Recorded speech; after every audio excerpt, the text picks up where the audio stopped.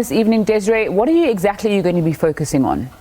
January is that month where we focus on education, right? The reopening of schools, celebration of matriculants passing the previous year, and those numbers have already been released. Now there's an upcoming challenge: registration and admission into higher institutions of learning. You were spoken to some extent about it on your show today, the World Economic Forum starting in Davos today. Their inaugural World Economic Forum report on social mobility that was released today says South Africa is number 75 out of 84 countries.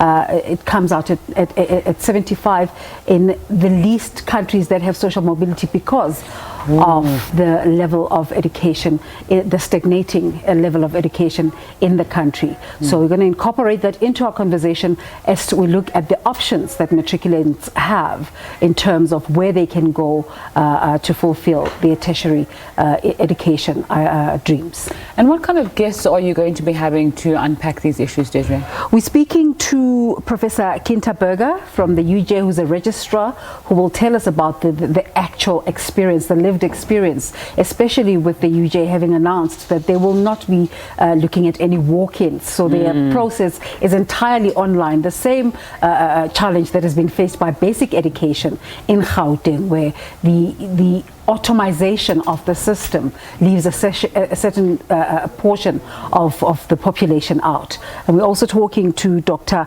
Mlamli Tlajwayo, curriculum studies at the University of KZN.